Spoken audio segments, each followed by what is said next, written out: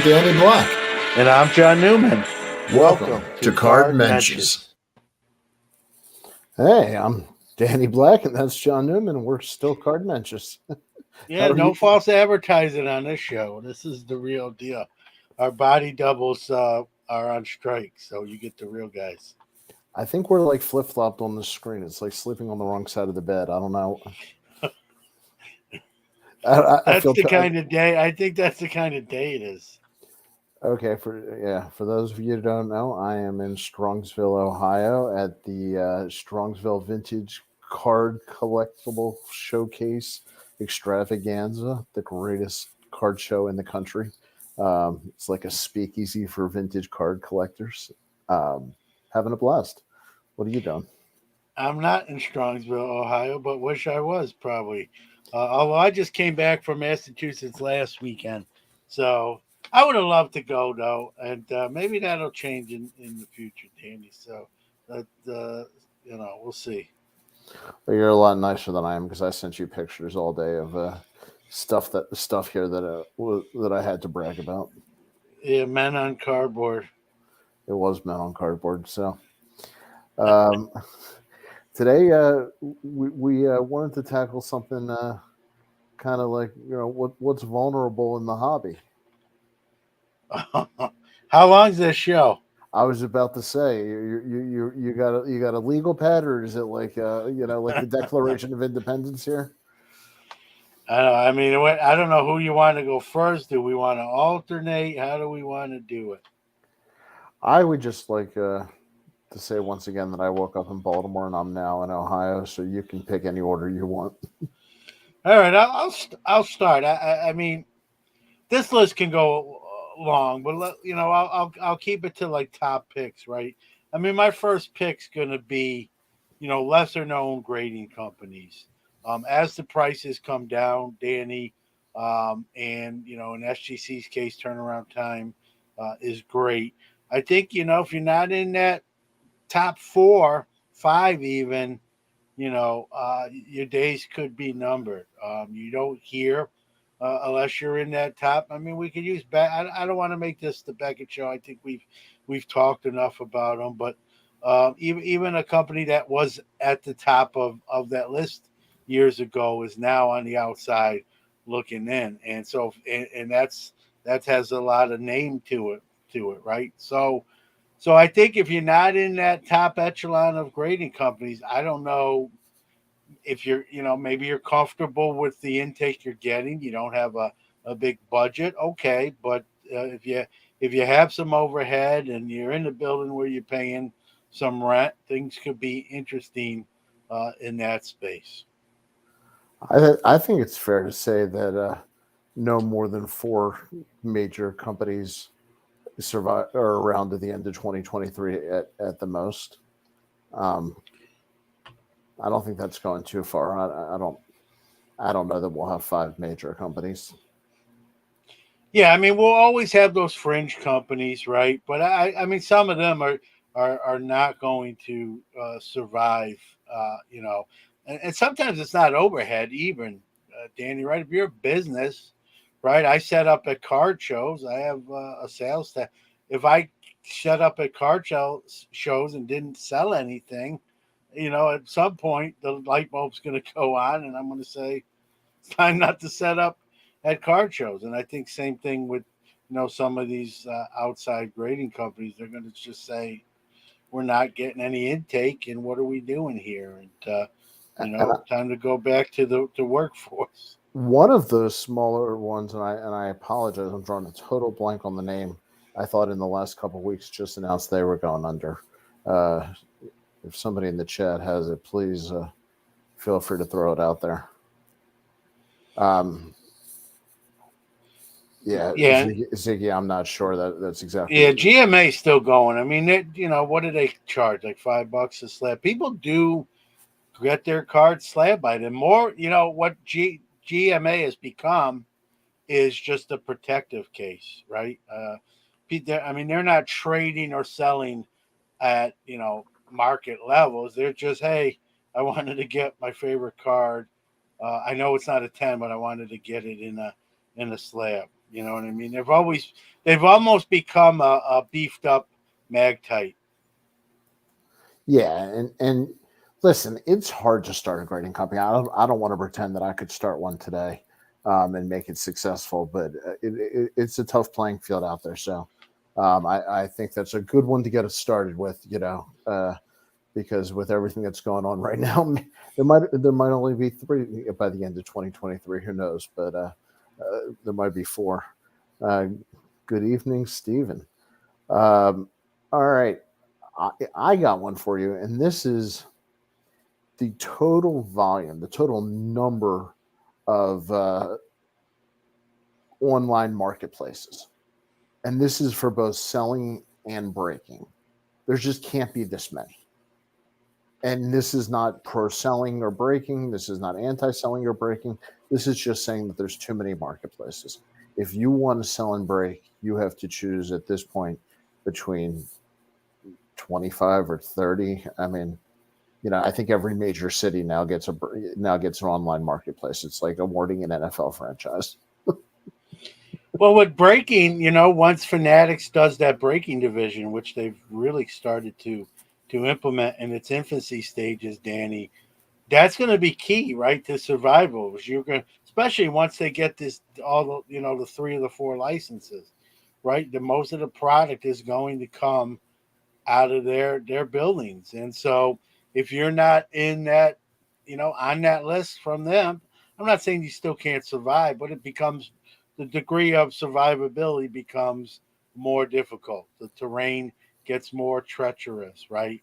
Um, as distribution dwindles and gets thin, and in some cases, I guess you can add them to the list. Distributors are going to be in trouble. It may not be this year, but in the next 2 to 3 years, you may see. Was that on there? That was on your list. Absolutely. I'm sure our lists are similar. No, that's a great one. know. It's a great one. So maybe we can lump those 2 together, right? Distributors and breakers, because let's be real, neither one really survives or thrives without the other. And can I say something?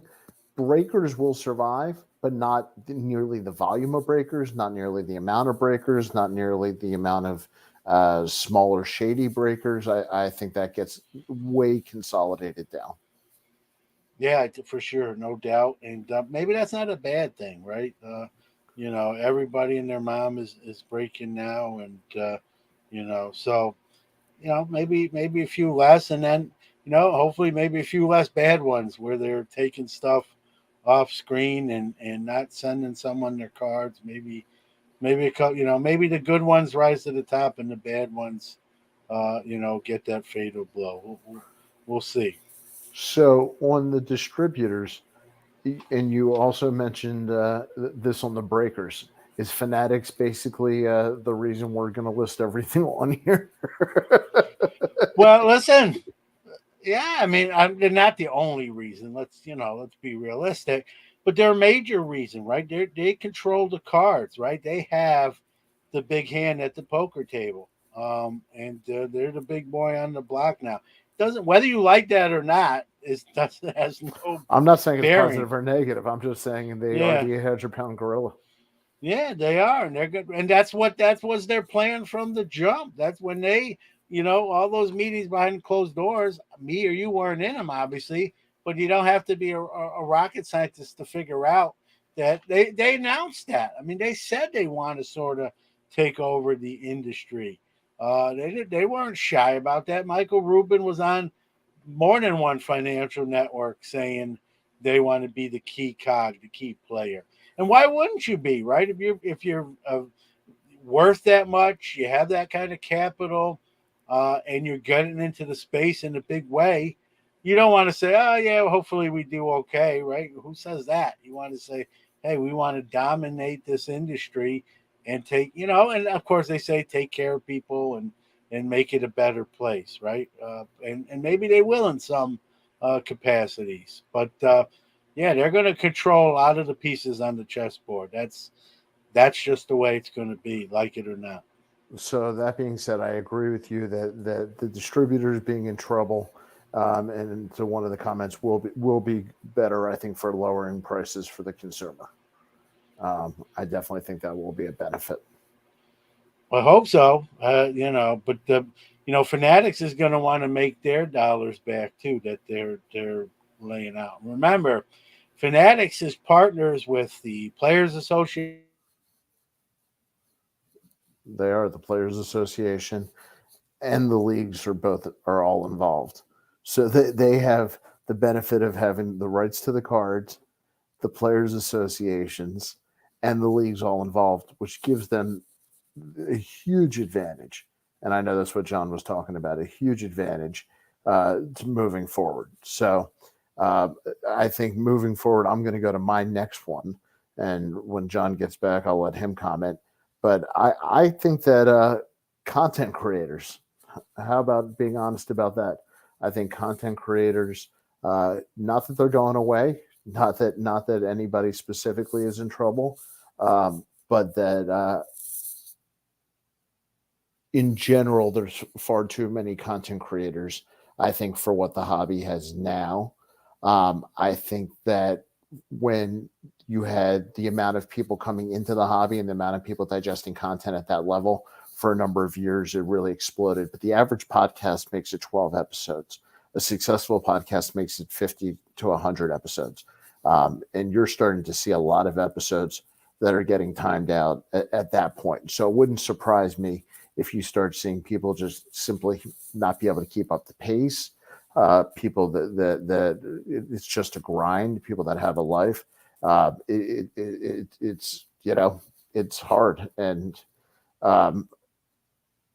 yes, look at that. That's very funny, Mookie.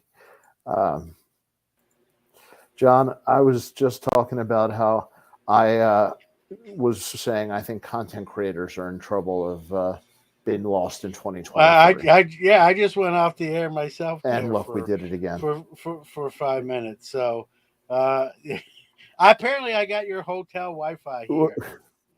So I don't know how that. Right, I don't know how that. No. I was talking about that. I think content creators are in trouble, and then you disappeared. So it was really perfect because we're already getting rid of them. That's great acting, although that was really unscripted. But content create. I mean, the list goes on. I agree. We've seen that already, right? You go to Apple hard. iTunes. Yeah, it's hard to do a show every week or 2 shows every week. That's why I rarely will say anything bad about a content creator, because I know the work that goes into it. You got to have passion to do this every week. So whether I agree with everything anyone says, right? I'm back at least for now. But you go to Apple iTunes and search Sports Card in the podcast, and you'll see a lot of shows. You'll see a lot of shows that don't exist anymore, right? They don't produce any new episodes and whatnot, and so that's the way that will happen no matter the scenario, I think. But now with the hobby sort of calming down, resetting itself, it was easy to get into content creation when everything was turned into gold. It was Midas touch, right? Now it's harder, and so I think you'll see less shows. Not going to make me feel good or bad, right? It's going to be what it is, and hopefully, God willing, I'm sticking around. Well, I think one of the nice things about a show like this is I call it, baseball cards and sports after dark, like the old HBO show, Taxi Cab Confessions. We can just chill out a little bit. We don't need to be so serious and be hardcore. I think one of the nice things about content is you're going to start seeing it change a little bit, and hopefully, people are entertained by shows like this. I am. Well, I hope so, because I wasn't sure if you were on the show or watching the show at home. So what's in the drink? What are we having tonight? It's just a beer tonight. after hours. After hours. You know, yeah, we should have called this Menches after hours. But yeah, kids kids drink responsibly, or don't drink because you're not legal age. More Mencheroos. ethical.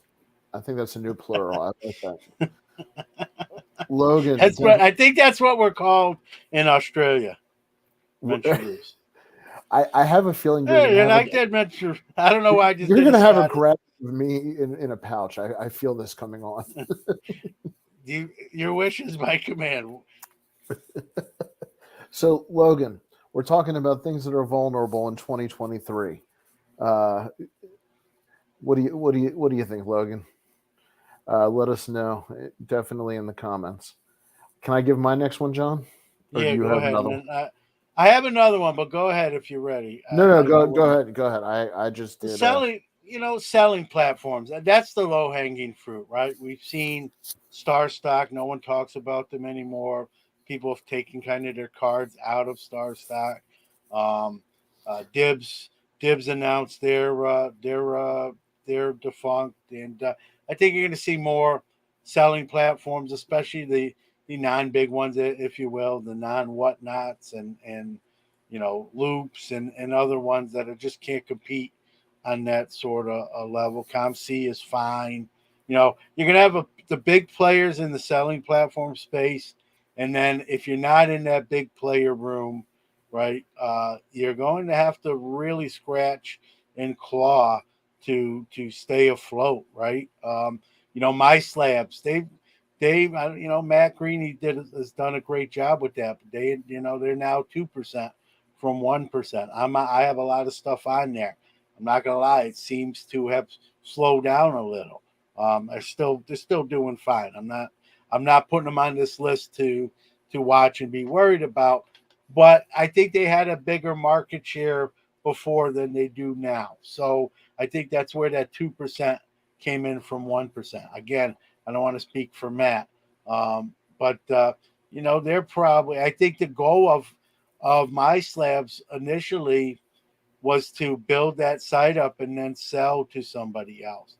Not saying that can't still happen, but that might have to happen for the viability of them to stay around. I think they're going to be all right whether they sell or they don't, but they're not spoken of in the same way, and we've seen PWCC make huge strides with their auction side. That's kind of hurt some of these other selling platforms. I know not all these selling platforms are auction sites either, but wherever people buy cards is a selling platform, whether that's eBay, PWCC, ComC, MySlabs, and those or whatnot. Those are all selling platforms. It may have different MOs, right? Modus operandis, but they're all for acquisition of cards. And so some of those guys that are in that big room, right, with the big boys, they're going to really have to be creative to kind of survive. And I had Ivan on. I have to do a shameless plug this week. He belongs with the ISO Commerce. They're doing pretty well. Kind of a different way of doing things. That's my point. I think you're going to have to be creative, and you can't just put a for sale sign. Hey, our selling platform's open. Put your cards on our site. It's got to be more creative than that to survive. When you left the room, I really don't like being on the wrong side of the bed. Well, you fit. The world is right now. Well, okay. I think it was better the other way. You think it was better the other way? Yeah. I don't know. We'll try it this way for a little bit. So I completely agree with you 100%. My feeling is that we have to look at cause and effect. Golden is coming out with their entire platform. PWCC has stepped up their game. eBay is getting serious, and Fanatics is getting serious. I mean, Fanatics has their own live. Is going to have their own live channel. Those four, like they said, Danny, they're not just doing breaks. This is not just a breaks channel. They don't want to be. There'll be some breaks on it, but there's going to be more to it than that. So we're in the early innings of this new terrain, if you will. I'll call it right. This new landscape of the hobby. Again, Fanatics does not have the basketball and football licensing yet. They're trying to get it sooner with the recent news. We don't have to rehash that, but that's the big news story lately is, hey, you don't sell to us, we'll just take your talent. That's probably even worth more than what we were going to pay you to begin with. So Fanatics is not, they're playing by the rules, but they're being cutthroat. Clearly, George Steinbrenner somehow is a special advisor at Fanatics. I don't know how they figured that out, but Yeah. all right, I'm gonna throw this up there because I had this on my list, and vulnerable is the key word here. I don't think they're all going out of business, but I don't know that they're all going to survive. It is a very financially intensive business, which was pointed out in the chat, and they do physically hold the product, and it's a lot of insurance, and it's. I want vulnerable is the key term for me. So I don't know which ones. I'm not going to give a name because I'm not that smart and I don't have that much information. But I don't know that all the false Ziggy made a point with my slabs.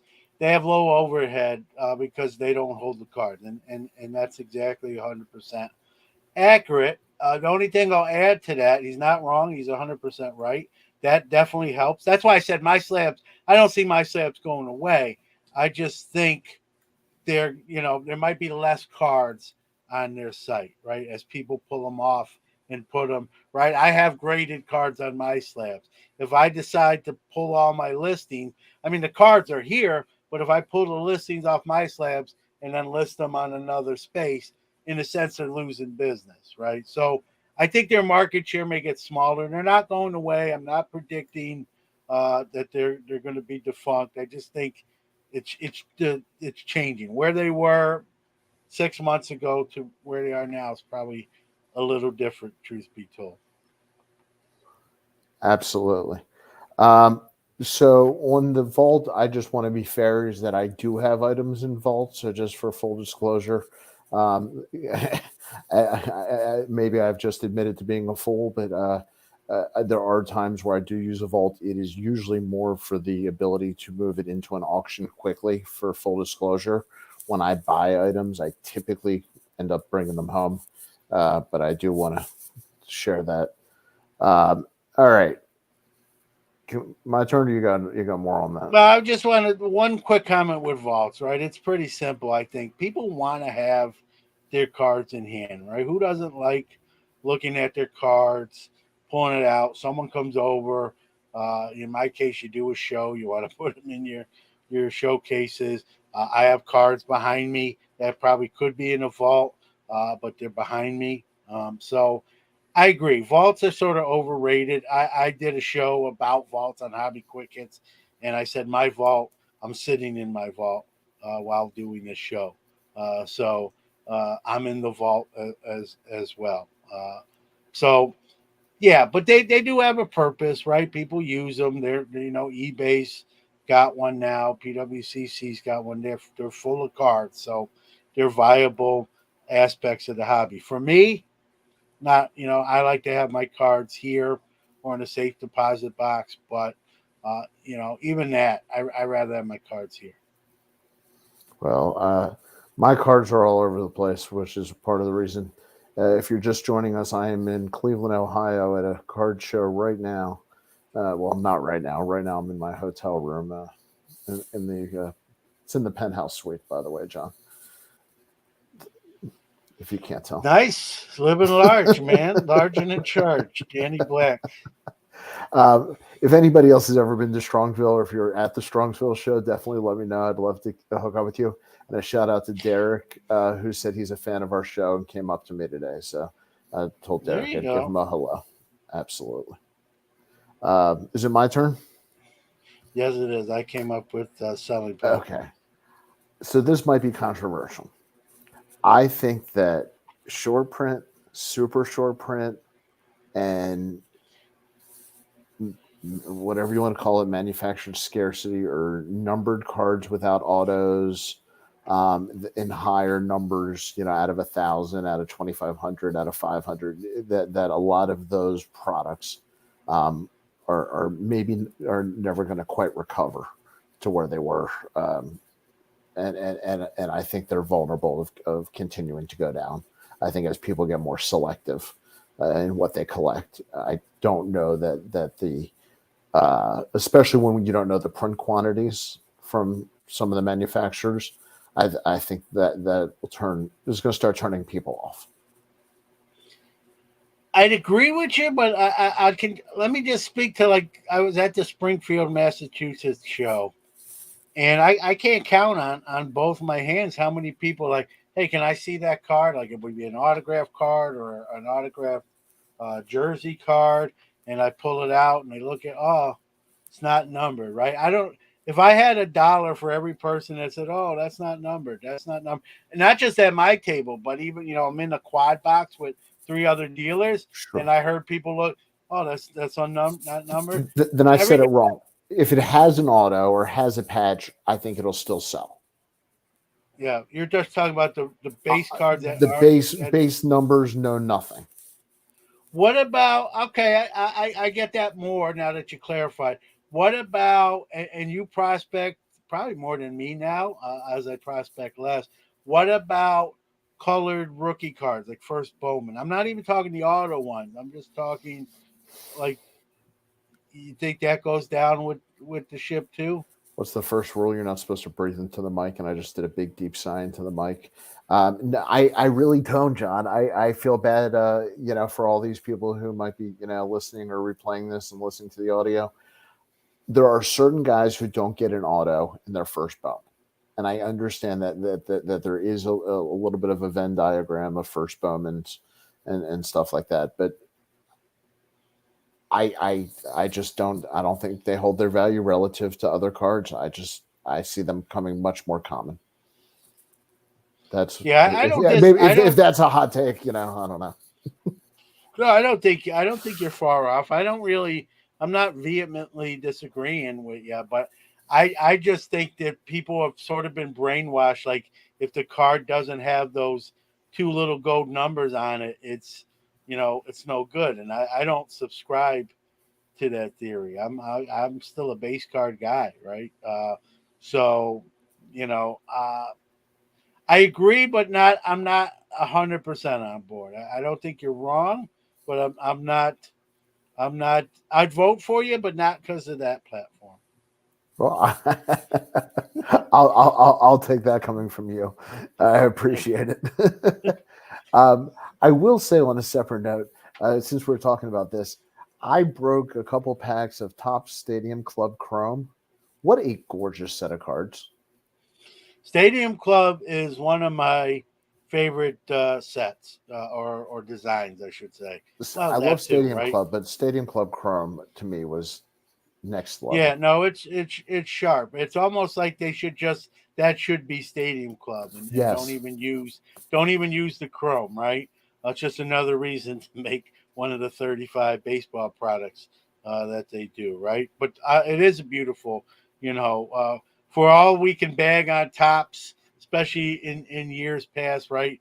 Lackadaisical design or lack of design or innovation, they've really always got sort of, I don't want to say always, but most of the time they've got Stadium Club right. Even the non-chrome Stadium Club, and now they add in the chrome edition, and it just enhances an already pretty good-looking card. So yeah, I'm on board. I know that had nothing to do with our discussion. I just meant to tell you that the other day when I opened some packs. Um, and whose card? It might be the Julio Rodriguez base card this year. If somebody's seen it, please tell me if that's the one I'm talking about. Where he's got a swing and the scoreboard, and the Nolan Arenado is gorgeous. I haven't enjoyed opening a pack of cards aesthetically that much in a long time. So Yeah, I don't open as much new stuff as I used to, as I say ad nauseum on my shows. But if I go to Walmart and there's a Stadium Club or Stadium Club Chrome, somehow it makes its way into my shopping cart. Right next to the Chips Ahoy cookies. So two necessities, but at least for me. Yeah, and I'd love to see, like I said, Stadium Club Chrome sort of be Stadium Club. They're probably not going to do it because then that means it's one less product that they can release, right? Ziggy's comment on this too with, is Fanatics vulnerable with all the revenue and growth expectation? Great comment, right? They want 100 times the hobby. Cross it off your list. I don't even have a I list. I just have it in my head. But it's a great point. They're spending a lot of money to try to accomplish what they're trying to accomplish, right? When I heard 100 times the hobby, I went back in my seat like, are you? That is big. That's a big expectation. They're not going to hit that if you ask me, right? So was it 10 times or 100 times? either one. I mean, the hobby's so big now, right? I don't know if Yeah. we hit either. Even the 10 times when no one knows an exact number how many people in the hobby. It's changing by the minute. Someone just left the hobby 10 seconds ago, and probably 2 people came. That's a fluid number, but there's millions of people in the hobby. To 10 times that, I don't know. They didn't say. I didn't hear like how soon they want to do that. Is it a 2 to 3 year goal? Is it a 5 year goal? Is it a 10 year goal? I don't. I will say that the shorter those years is that goal is, the obviously the degree of difficulty comes Well, up, and they're going to have their own internal scoreboard, right? Like Ziggy says, and if they don't hit their own, they're probably not going to come out and say, "Yeah, we missed our marks or we fell short of expectations." But they, internally they'll know, hey, this is not where we want it to be. but When you we were making when a we point before that was so true. You were talking about earlier about the fact that Fanatics has the league is investors in Fanatics, and they all have a vested interest in each other's success. When you look at this going forward, that plays into it also. Yeah, I mean, listen. When if me and you own a company, right? Me and you just have to be happy, right? Or if me, you, and 8 other people are now on, now we gotta make 10 people happy, right? And obviously with the players and the Players Association, now you're talking about thousands of athletes have to be happy. Then when you add in the NIL products, right? The Bowman Yep. University, athletes, male and female, that aren't even in the leagues yet on the professional level, they're at the table too, selling their likeness. They need to be happy. Now they're probably more happy because they're probably getting that money sort of up front. Hey, here's what we're paying you. We need you to sign 1,000 of these cards, right? So they're taken care of up front. But there's just thousands of owners now in Fanatics, and so we hear Michael Rubin. He's the face and the majority owner, but he's not the only owner. And don't forget, they've taken investment money, right? Venture capitalists has bought in. So now you answer to them. Yep. You answer to them, right? How many people lost money when Top Spec didn't go get to see the light of day, right? But That was people investing. do we get a good benefit? Like when I watch MLB Network now, they have a baseball card show on the weekends. That never happened before. I mean, that's Yeah, I clearly, watch. Yeah, yeah. they do a card segment now, and I think that's what you're talking about on MLB. They're opening packs. You've got and I like this. I like this part. You got Julio Rodriguez doing Topps commercials, right? We Yep. sort of lost. There were days when players did do some of those commercials, and then they went away from that. Now they're sort of bringing. But why is Julio Rodriguez doing a Topps commercial? It's a very easy answer. Because he owns part of the company, whatever slice that is. So he's when he does a Pizza Hut commercial, he probably doesn't own Pizza Hut. Pizza Hut pays him whatever that commercial fee is, and they part ways after the commercial shot. It's a different ball game with trading cards now. These guys already own part of the pie, even past the commercial. When that Julio Rodriguez commercial and the director yelled, cut. We got everything. Thanks, everybody. Pack up. Appreciate everyone's hard work. That's not the end of the story. Julio Rodriguez and other players, all the players, are still getting revenue. They're at the equity table. So the landscape has vastly changed, and you've got a lot of people that need to be, happy. And this is a 20-year deal.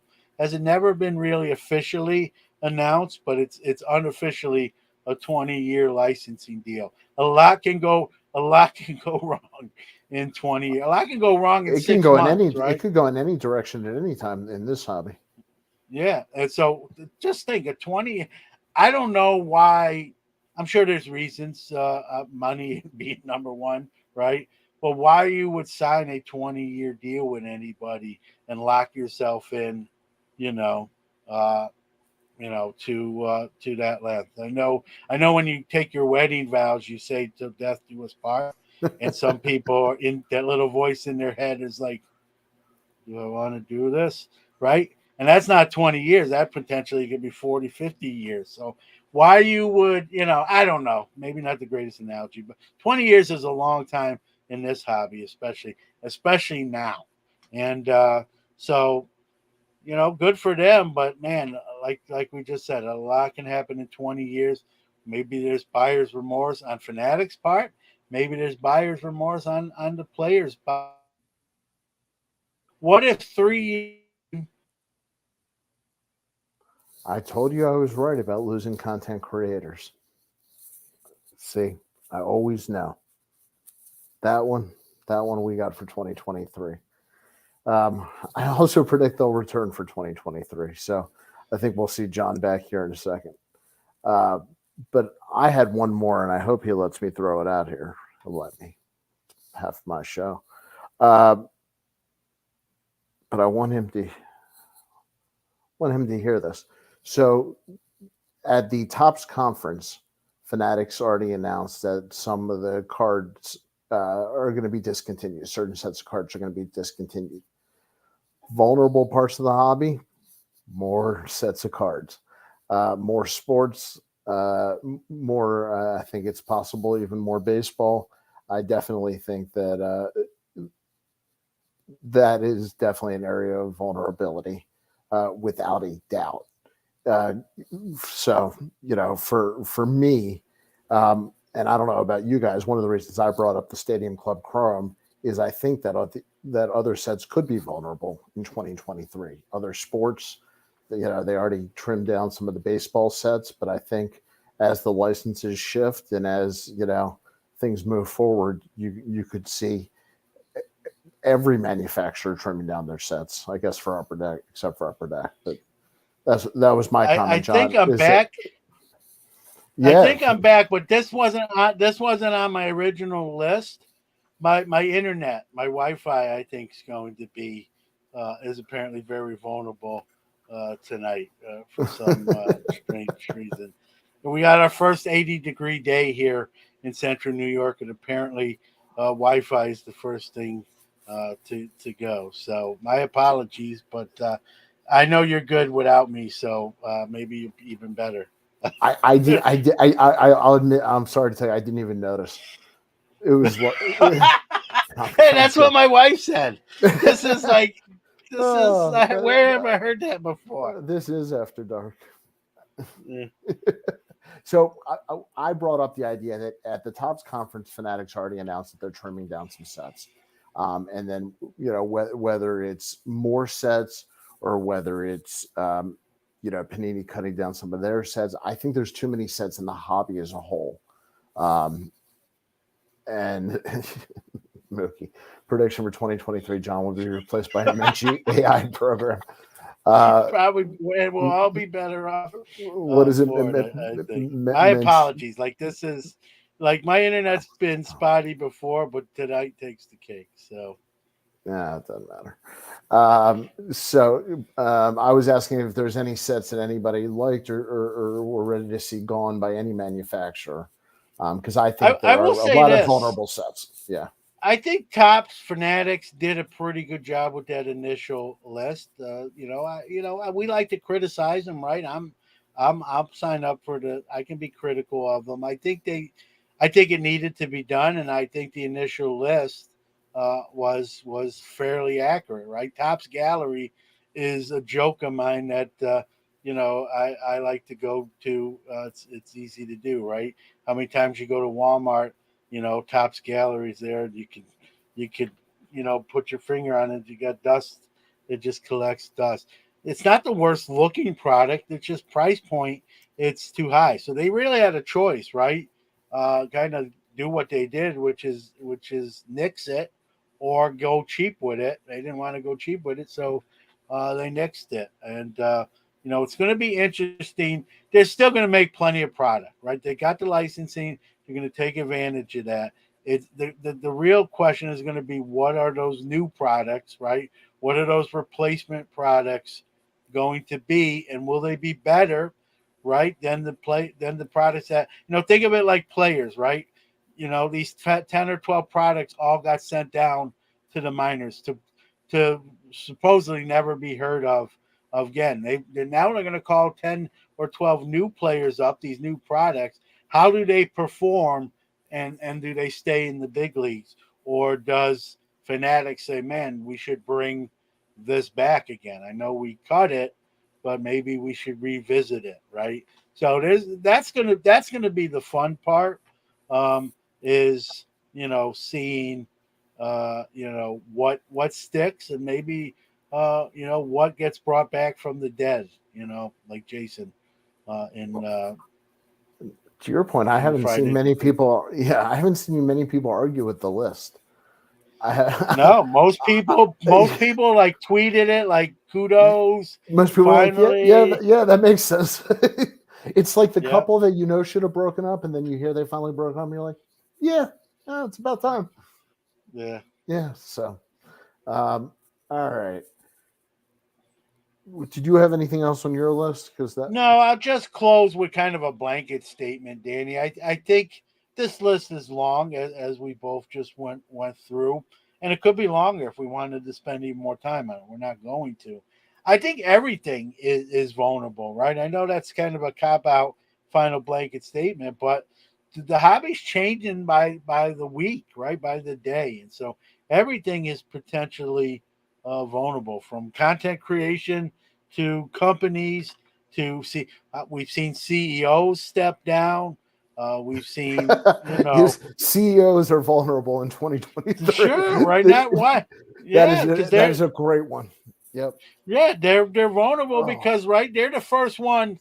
It's like managers in sports, managers and coaches, right? The team stinks, right? They're not out there playing necessarily, but you can't fire the whole team, so the manager or coach gets fired, right? That's what a CEO is. Now, don't get me wrong, CEO probably even has more to do with how the company runs than maybe even a baseball manager does, and they are accountable. But CEOs are going to be in the hot seat when sales figures are released or quarterly reports come out and numbers aren't met, right? And if you're Michael Rubin, you're not going to fire yourself. But if someone else is beneath you, and you're disappointed in something that comes across your desk, you suddenly become vulnerable. Not Michael Rubin, but the people below him.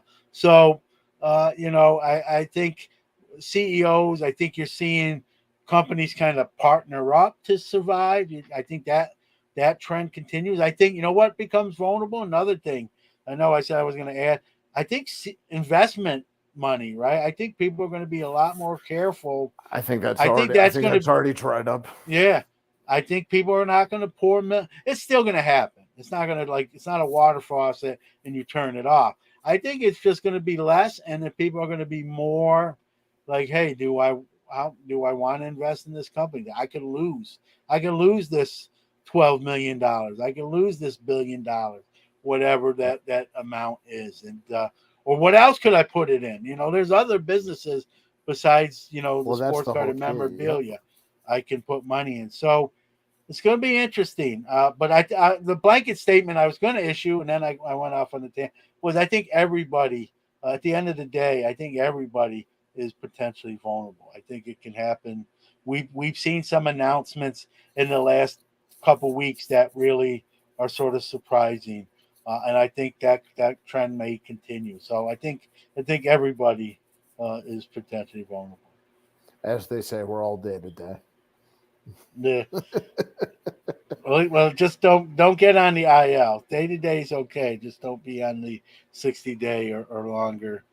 Out for season. You don't want to be out for season. Yep.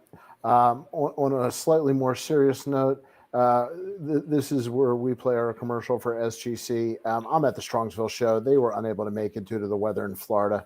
Just thoughts and prayers to everybody down there, and hope that everybody's safe. And just thinking about everybody there. They do a great job, and family and safety are number one. Experience, quality, consistency, and the quickest turnaround times in the grading industry. We are proud to partner with SGC Grading. Check them out at www.gosgc.com.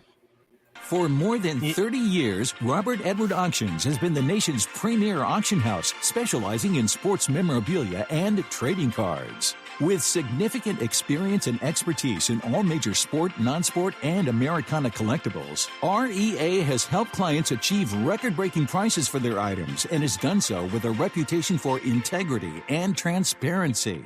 By actively partnering with collectors and enthusiasts throughout the entire process, REA has created the hobby's most trusted forum for selling high-quality collectibles. Go to robertedwardauctions.com for more information on how to buy or sell in their next auction. Yeah, it's our newest sponsor, and they're doing some great things over at REA. I think maybe the only safe place, the non-vulnerable, might be these big auction houses with these big ticket items. But I want to piggyback real quick. Florida is getting hit hard with weather and now they have some flooding issues. I have family in Fort Lauderdale. It's not a good thing down there. So it's bigger than cards, right? There's people and lives that are impacted. So wishing everybody safety and wellness in Florida, and hopefully they get through that and back to normalcy as quick as possible. Absolutely. And the most fun. Welcome to the failure segment, where John and Danny share their picks sure to go wrong. All right. So I'm going to put this up on the screen here. It's early enough in the baseball season. I think we can still do this and call it beginning of the season picks. I just picked the top 5 on the odds. Feel free to. This list is bogus. I knew you might have a problem, and so I went to an actual sports book site to get the numbers. This was not made up by me. I'm guessing you might take the field on this one. Oh, definitely taking the field here. There's a team that's missing from this list somehow. The Mets. I mean, how about Tampa Bay with their start? That's insane. To start a season the way they are. Yep. I mean, they're going to be hard to pick against. By the way, I will though. But I don't hate the Tampa Bay Rays, but I mean, maybe they shouldn't have started that hot. I mean, because it just can get worse, right? When you don't lose. But yeah, how are the Mets?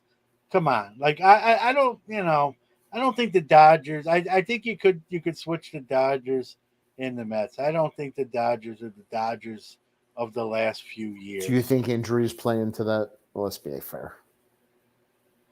For the Mets with Verlander, you mean? And Diaz.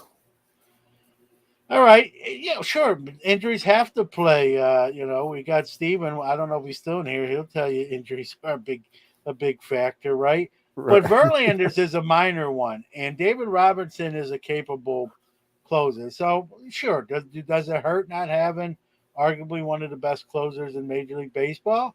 No doubt. For me to sit here and say anything other than that is disingenuous. But they're still a very good team, and they're minor league. Listen, I'm 2 miles away from their AAA team. I just watched a game that was like 9-0 in the third inning. They called off the Dogs. There's 4 guys at AAA that could be in the big leagues today.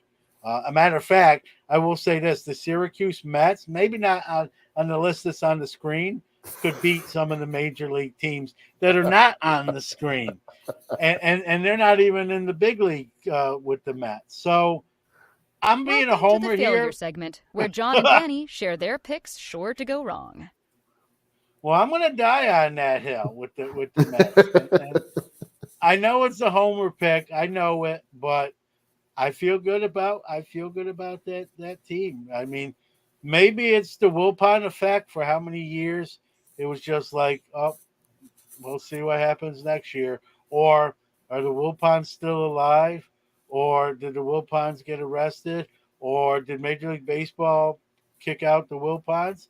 And then thankfully they decided to sell, and a guy by the name of Cohen came in on a white horse and saved Mets fans and the franchise. Speak out, shout out to the Washington Commanders' new owners. And All the right. Rays just lost. See, I jinxed them. Right. I'll take credit for that loss. I don't appear in the box score, but that's because of me tonight. But Here we go. Breaking news. yeah, The and Rays that's just Steven, lost. Steven, yeah. So things So that are I'm vulnerable, the Rays win streak. Yeah, well, you knew that they weren't going on 162 and 0, but it was fun. I was hoping. I mean, when that happens, you don't even have to be a fan of that team. You're like, all right, keep winning, right? As long as they're not in your in your case, they're. I In was your about to say division. they're in the Orioles division. So now with the unbalanced schedule, being gone, it's 13 times, not 19 times. So it's a little bit fair for those of us that play in tough divisions like the NL East and the AL East. So No doubt. okay, so now I'm going to actually look at the number here with my pick because I'm a big Braves fan. Used to work for the Braves, love the Braves. The Braves are my National League team. I know they're in the Mets division. This is not personal, so I would take the Braves, but that's 650 scares me. I got to tell you, I really like what Tampa Bay is doing. And all you got to do is get in the tournament, and I think they're with the lead they have, in the organization they have, it's going to be hard not deserve to not have a chance to get the wild card. It's going to be hard to blow that. So I'm going to take Tampa Bay plus 850, and I'm also going to vote Mike as my favorite comment of the evening. So I will say, and Danny is great. I will concur. I did win best guy in Syracuse with a Brooklyn Dodger hat, so I'm gonna hang my hat on that award. I'm going Mets. Are we picking like a team from each league? Is that how we're gonna do this? no, I was just picking a World Series team, a winner. Yeah, I'm going Mets, and I'm not going Tampa Bay. I'm going to go, and I hope I'm wrong because I don't really like this team, but I'm going with what my gut tells me, Danny. I'm going to go with the Stros. I just think they're loaded. They add Jose Abreu. They didn't even need Jose Abreu. They just went out and paid him and said, "Come play over here too." Right? Kyle Tucker is really developed into the MVP candidate. You and I are both very, very high on him. Yeah, that I thought he was. I got a lot of his cards. Suddenly they started to come out of the darkness and into the light and into my showcases. So I'm going Astros and Mets. I don't really root for the Astros, truth be told, but I'm going to pick them. I think that they have all the horses to get there again. Hate to say it, but again, right? So, I was rooting for the Phillies last year because, I figure that might be sacrilegious to a Mets fan, but hey, if we're not going to win it, what better yet to say, hey, at least a team from our division won the World Series, right? And, I know that's old news with the whole banging the garbage cans and the buzzers and the signs and all that. But, some of those guys are still there. So I tend not to root for them. So, but I gotta pick with what my gut says. So I'm going to go Astros and Mets, which somehow didn't The Astros made this list and the Mets didn't. Well, I don't know how that happened, but that must have been in the pre-show meeting. I don't know. Yeah, I think you cut them off. I think this list is doctored. I think like a cut baseball. I think you cut the Mets off the list. So I sent you a George Brett autograph and a Babe Ruth. Yeah, I when you're coming into the dugout at the end of the inning and the ump checks your list, he's going to find out that you mess with this. a little Pintar on my list. Yeah, there's some spider tack on your list here that the Mets are not on it. But man, it's great. I heard you say the other day it's great. Baseball's back. I feel the same way. There's again we go back to the Wilpon years. I didn't look forward to the baseball season in the same vein as I do now. So, but it's going to be fun. It's early, very early. The Mets will, if we do that list in 3 months, the Mets would be on it. So maybe we have to revisit that then to make the world right and just. But like you said, I went with the field since they're not on the list. You just went with the Mets. It didn't matter what the number was. It didn't matter where they were. Listen, I will say this in my defense, playing lawyer here. There was plenty of years I would never have picked the Mets because I knew from watching them and knowing what, this I think they have, for the same reason I picked the Astros, right? They have enough weapons. I'm picking the Mets for the same reasons. Totally unbiased. As much as I can be. This was fun. I was tired. You got me going. I could do 2 more hours, but I'm not going to. Yeah, my internet it doesn't have it in it. I do, but my internet doesn't. All right. Well, John, this was a blast. In 2 more weeks, remember everybody, we are every other Friday on the live broadcast and every other Monday on the audio release, and that's on Sports Card Nation. Yep. And for those listening and on Sports Ball, and for those listening on audio podcasts, just know that we do this live on Friday nights, and love to see in the chat room and banter with you and talk about some of your comments and be interactive as well. All right. Well, I'm going to go enjoy all my vintage cards here in Strongsville. See you, John. I'm headed to the vault. Bye.